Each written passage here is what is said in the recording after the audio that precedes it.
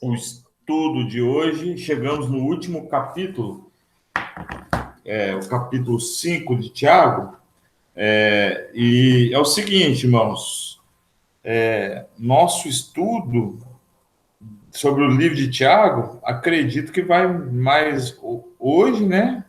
Quarta-feira da semana que vem, talvez mais uma. Então, nós já podemos ir pensando num outro livro aí para ser estudado. Vocês vão pensando aí, a gente faz uma enquete e decide. Grande Tiaguinho. E é o seguinte, capítulo Romanos, Nelson já mandou um Romanos ali. Lucas capítulo 5, versículos 1 até o 6 é o estudo de hoje.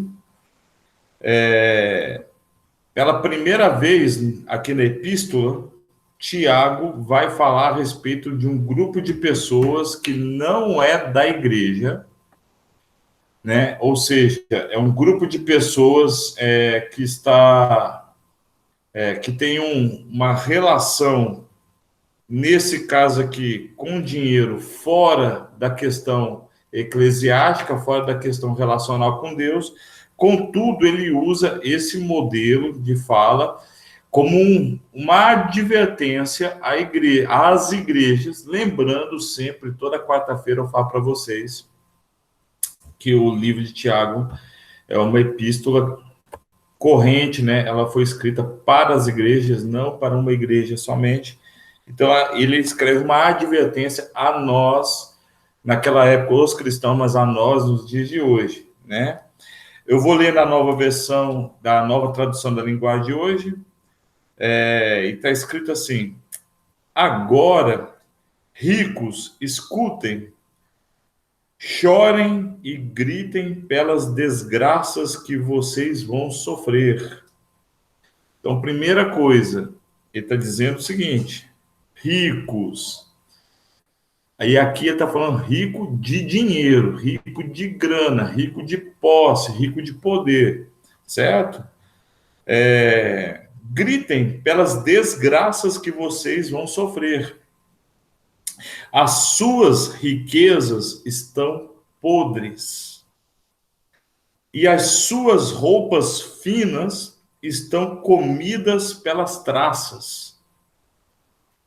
O seu ouro e a sua prata estão cobertos de ferrugem, e esta ferrugem será testemunha contra vocês, e como fogo comerá o corpo de vocês. Nestes últimos tempos, vocês têm amontoado riquezas. Lembrando que Tiago sempre escreve o futuro numa perspectiva do quê? De últimos dias, certo? Então, pro Tiago aqui, o amanhã já é o último dia. Já faz parte daquilo que chamamos de últimos dias, certo? Versículo 4. E não tem... peraí que eu me perdi, irmãos. Nestes últimos dias, 4 mesmo. E não tem pago os salários das pessoas que trabalham nos seus campos. Escutem as suas reclamações. Os gritos dos que trabalham nas colheitas têm chegado até os ouvidos de Deus. O Senhor Todo-Poderoso, vocês têm tido uma vida de luxo e prazeres aqui na terra. Estão gordos como gado pronto para o matadouro. Vocês têm condenado e matado os inocentes, e eles não podem fazer nada contra vocês. Ou seja, Tiago está falando que a maior parte daqueles que se tornam pessoas inescrupulosas por causa das riquezas, por causa das posses, essas pessoas elas já estão condenadas. Tiago depois ele vai falar o seguinte, que todo o conforto, todo o luxo, toda a riqueza, tudo que eles podiam conquistar para aliviar suas almas já foi conquistado, e que daí para frente é o quê? condenação. Então, Tiago escreve isso daqui como um julgamento para aqueles que promovem injustiça contra aqueles que trabalham, não ganham de maneira digna, são expostos à humilhação e são humilhados. Então, versículo 1, agora, ricos, escutem, chorem e gritem pelas desgraças que vocês vão sofrer. Os ricos aqui mencionados, como eu disse anteriormente, não são os cristãos. Ele não está falando da igreja nesse momento. Mas, apesar disso, a advertência se aplica a todos os homens, inclusive os cristãos. Então, irmãos, Luana, Nelson, Chicão, João, Luquinha, a Débora, o Tiaguinho, isso tem que servir como uma advertência a nós. Isso é uma advertência que se aplica a todos os homens, certo? Tiago é consistente com o ensinamento do Novo Testamento em geral, em atacar os ricos, não apenas porque são ricos, mas porque fracassaram em sua mordomia.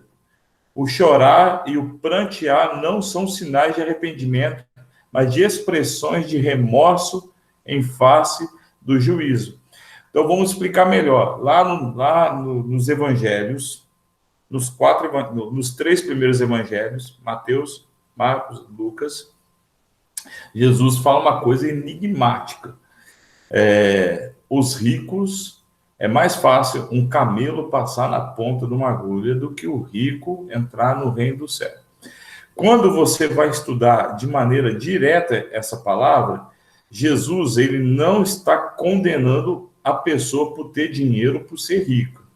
Ele está condenando a pessoa pelo fato dele ter a oportunidade de exercer a mordomia, ele tem a oportunidade de ser benevolente, ele tem a condição de ser generoso, e aí ele não é benevolente, ele não é generoso, e ele simplesmente não exerce a mordomia. Então, esse homem, como Tiago descreve nesse texto, essa pessoa, ela é corrompida pelo seu estado. E aí ela é condenada por isso. Ou seja, há uma corrupção daquilo que é a devoção da pessoa, aonde ela entroniza no seu coração o quê? O dinheiro e tudo aquilo que o dinheiro é capaz de lhe proporcionar, especialmente poder. O versículo 2 diz o seguinte: as suas riquezas estão podres e as suas roupas finas estão comidas pelas traças. Então, ambos os verbos deste versículo e o primeiro verbo do versículo seguinte estão no tempo perfeito. Então, roupas descreve habitualmente como declarações pitorescas e figurativas da verdadeira inutilidade desta riqueza, à vista daquela que conhece o valor do que é permanente e eterno. A riqueza deve ser usada para os bons propósitos, não entesourada. Irmãos, isso aqui, na vida da igreja, é uma verdade absoluta. Vou falar uma coisa para vocês podem ficar assustados. Dinheiro serve para ser gasto. Dinheiro parado promove corrupção. Dinheiro parado promove injustiça. Certo? Então, Tiago, ele escreve um negócio aqui que é interessante. A riqueza, ela apodrece o que está parado. E o único momento que ela é utilizada para inutilidades. Certo? Então, a pessoa que linho fino, nessa época aqui, na época de Tiago, na época de Jesus, até o 2º, 3º século, roupa de linho era uma roupa inteira, sem costura, caríssimo. né? Porque a roupa das pessoas humildes, elas eram o quê? Remendadas, certo? Elas eram cheias de remendos. Por isso que a Bíblia fala muito a respeito da roupa nova com o remendo velho, porque é uma coisa estranha, esquisita, né? Então, Tiago ele fala o seguinte, que a função da riqueza é promover justiça, é promover valores eternos, é promover o bem-estar das pessoas, é promover algo que alavanca as pessoas a algo bom. No entanto, ele está falando que essas coisas são o quê? Inutilidades. Versículo 3: o seu ouro e a sua prata estão cobertos de ferrugem, e essa ferrugem será testemunha contra vocês, e de como fogo comerá o corpo de vocês. Nesses últimos tempos, vocês têm amontoado riquezas. Então, a ferrugem da riqueza acumulada será uma testemunha contra os ricos, porque Deus quer que a riqueza seja usada para o bem da humanidade. Ela também destruirá os próprios ricos. Há de devorar como fogo as vossas carnes. E aqui está, para variar, a frase para os últimos dias, que provavelmente nós devemos mudá-la, né, para dias futuros, ou seja, daqui a pouco, né? Ela aponta para o fato de que, embora os ricos não percebam, os últimos dias já chegaram. Versículo 4: e não tem pago o salário das pessoas que trabalham nos seus campos. Escutem as suas reclamações, os gritos dos que trabalham nas colheitas têm chegado até os ouvidos de Deus e o Senhor Todo-Poderoso. Vou falar uma coisa para vocês, esse versículo 5, do capítulo 5 de Tiago, é bem usado pelo povo da esquerda. Lembrando que Deus não é de esquerda, Deus não é de direita, Deus não votou no Lula nem no Bolsonaro, Deus não tem parte com filosofia humana nenhuma. Então o pessoal da esquerda usa isso daqui, mas usa isso daqui de maneira isolada, tá ligado? Contudo, isso daqui é uma verdade para nós. Ou seja, independente de filosofia humana, independente de partido político, visão política, de que lado eu estou, uma coisa é certa: injustiça, seja ela qual for, ela não provém de Deus, e o cristão tem o dever de lutar, combater e ir contra qualquer tipo de injustiça. Portanto, o cristão que tem grana, por isso que Jesus fala que é mais fácil o camelo passar na ponta de uma agulha do que o rico entrar no reino do céu. Quando ele fala é mais fácil, ele não diz impossível, porque há muitos ricos que, conhecendo a Deus, eles exercem uma administração da sua grana que abençoa as pessoas, que promove justiça, que promove mordomia, que promove bem-estar, e Deus o abençoe também. Deus o abençoa também com usufruto dessa grana. Esse homem, ele tem a mente de salvo, essa pessoa, né? Ela tem uma mente de salvo, essa pessoa tem um comportamento de salvo, essa pessoa, ela age como salvo. Então, o patrão cristão, por exemplo, ele paga um salário justo para o seu patrão, para o seu funcionário. De maneira que o seu funcionário vai trabalhar para ele contente e honrado. Então, o que o versículo 5 está falando é que aqueles que adoram o dinheiro, aqueles que têm o dinheiro, mamon, como seu senhor, e que o dinheiro, que as riquezas e o poder se assentam no trono do seu coração, esses homens, essas mulheres, esse indivíduo, ele promove injustiça ao empregar os seus empregados, paga salários injustos, num trabalho pesado, e não promove justiça. Então, o Tiago está falando disso aqui. Agora, se qualquer filosofia humana tenta corromper isso para o seu lado, isso é outra história. Mas o reino de Deus, ele é feito de equidade, de justiça, certo? Então, Tiago, ele também afirma que o terceiro pecado dos ricos era o quê? O seu luxo e os seus prazeres. Vida extravagante, né? Uma vida que faz apenas com que suas vontades, seus egos, a sua cobiça seja alimentada e engordada, e isso gera matança de gente. Tiago provavelmente extraiu o versículo 5, ou foi influenciado, né, ao escrever o versículo 5, o Jeremias 2, 3, né? E depois, eu vou ler aqui, deixa eu abrir aqui, que eu não me preparei para abrir. Mas nós estamos no estudo, então é importante, né? Jeremias 2, 3. Povo de Israel, você era só meu.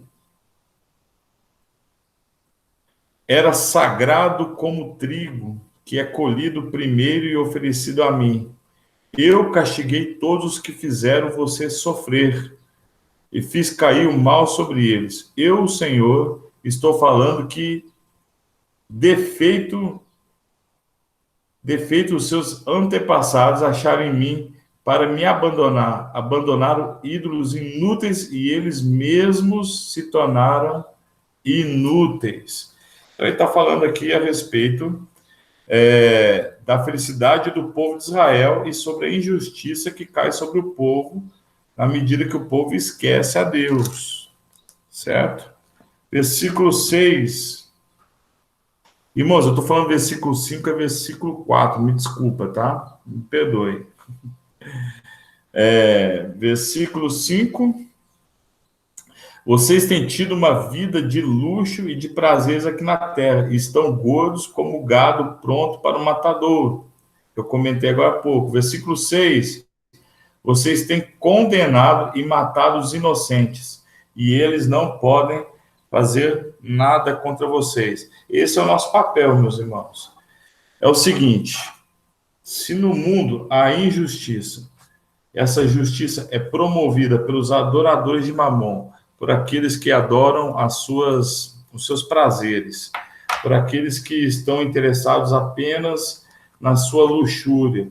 A igreja pode fazer alguma coisa pelos pequenos, a igreja pode fazer alguma coisa pelos injustiçados, a igreja pode fazer uma coisa pelos abandonados. Sobretudo, o texto de Tiago é um alerta para que a gente não caia na tentação de servir o dinheiro e as riquezas para que isso gere, né, a realização dos nossos prazeres, mas que também, ao não cair nessa tentação, a gente também possa ser instrumento da graça divina ao abençoar essas pessoas que o versículo 6 diz que não podem fazer nada contra esse mecanismo perverso, tá? Não é um texto comunista, não é um texto socialista, é um texto de graça, de equidade, da qual o cristão tem que exercer no mundo, tá certo, meus irmãos? Outra coisa importante é que esse texto de Tiago, ele tem que servir também como uma reflexão a respeito de como nós estamos agindo com todas as coisas. A nossa geração é uma geração hedonista. A nossa geração é uma geração que não tem, assim, meus irmãos, é importante a gente fazer essa reflexão, não tem um compromisso causa e nem com relacionamentos, mas com eventos que possam satisfazer as suas vontades. Isso é algo visível nos nossos dias, inclusive dentro da igreja. E uma das coisas que mais seduz o hedonista é o poder que o dinheiro pode exercer sobre os desejos, os sonhos, as metas a serem alcançadas. Então, em nome de Jesus, meus irmãos, essa palavra de Tiago é um alerta para as nossas vidas. Um duplo alerta. Primeiro, para que a gente não caia nessa tentação. Se o dinheiro, e nós podemos ter muito dinheiro, irmãos, nós podemos ganhar dinheiro, nós podemos trabalhar muito para sermos abastados, temos condições excelentes, não há problema nisso, não há condenação bíblica para que tenha essa situação, certo? Mas a corrupção que o dinheiro traz no nosso coração, de maneira que a gente tire o foco de todas as coisas, principalmente de Deus, isso é uma coisa que nós precisamos ficar alerta. Por isso que Tiago escreve isso no capítulo 5. Ele não acusa a igreja disso, mas traz um alerta para que a igreja não se renda a isso. E olhando de maneira crua para alguns acontecimentos da nossa época, a gente vê que instituições sucumbiram a isso, líderes religiosos sucumbiram a isso, pessoas que eram exemplo de equidade sucumbiram a isso. Então, aquele que está de pé, cuide para que não caia. Primeira questão é essa. Segunda coisa, observando toda a injustiça, observando toda a maldade, observando todo o desequilíbrio social, que esse amor ao dinheiro, que esse amor às riquezas, que essa subvivência, eu ia falar uma palavra difícil aqui, subvivência. A Débora vai me corrigir daqui a pouco. Ela é gritando. Ao dinheiro, nos tire do foco de sermos resposta para essas pessoas. Estamos contando aqui as palavras difíceis. Tô ligado, Nelson. Beleza, meus irmãos? Nós precisamos ser uma resposta. Uma vez que Tiago escreve isso às igrejas, escreve isso a nós temos a obrigação, então, de estarmos atentos e abençoarmos as pessoas. Se Deus nos der capacidade financeira, de nós termos bastante dinheiro, bastante recurso, meus irmãos, promovam justiça. Se vocês virarem patrão, promovam justiça, paguem bem seus funcionários. Não tenham lucro exacerbado em cima do esforço de quem necessita, mas que nós possamos ser fonte de graça, de misericórdia e de piedade. Superveniência, tá vendo? Nós temos bons testemunhos de bons empresários, não apenas na nossa comunidade, como na comunidade cristã em geral. Eu sempre gosto de para finalizar aqui, dar o testemunho do cara da Colgate, né? Que vive com 10% do que ganha, doa 90% para as missões, promovendo ações de graça, ações de misericórdia, ações de piedade, ações de compaixão, e o cara vive muito bem, né? Com os 10% que ele resolveu destinar para si mesmo. Deus honra, meus irmãos. Mas se o dinheiro tomar o lugar de Deus no nosso coração, nós seremos punidos. A ferrugem que contaminará nosso ouro, nossa prata, será testemunha da nossa queda, da nossa condenação. Beleza? Nelsinho, Chicão, João, Luana, Tiaguinho, Luquinha, Débora. Se vocês querem falar alguma coisa, comentar alguma coisa, essa é a hora.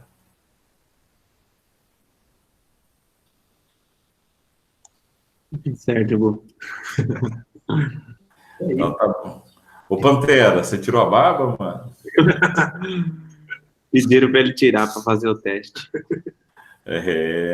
Tá parecendo The Prince of Bel-Air.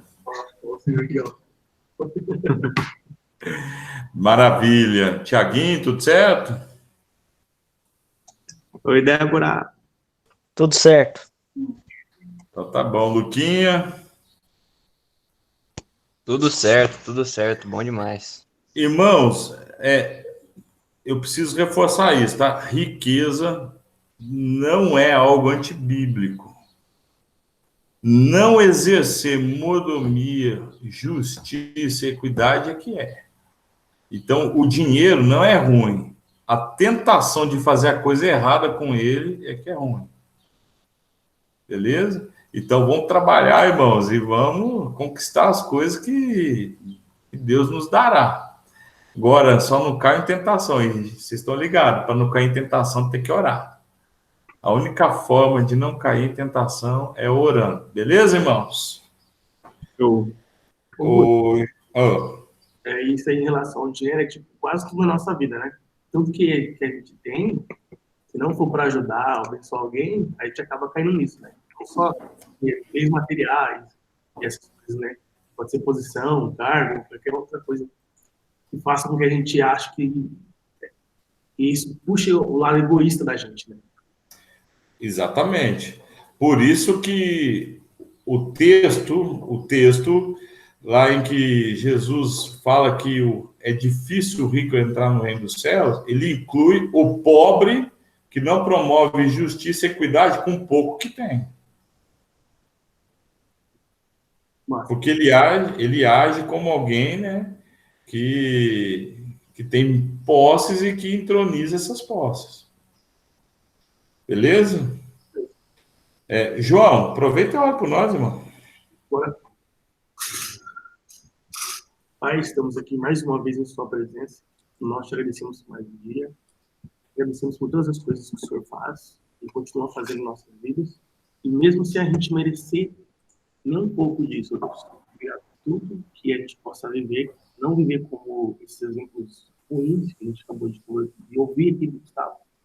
Abençoa a vida do Gustavo, de cada um que ouviu essa mensagem. Amém. Amém.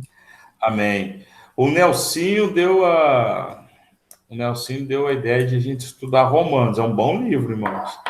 Se todos concordarem, nós já partimos por Romanos, beleza? Show. Apoio. Beleza. Romanos. Então, amém, irmãos. Sábado é nós, hein? É nóis. Fiquem com Deus, Deus abençoe, se cuidem. Fiquem na paz. Deus abençoe, povo. Falou. Parou. Gente, beijos. Deus abençoe. Tchau.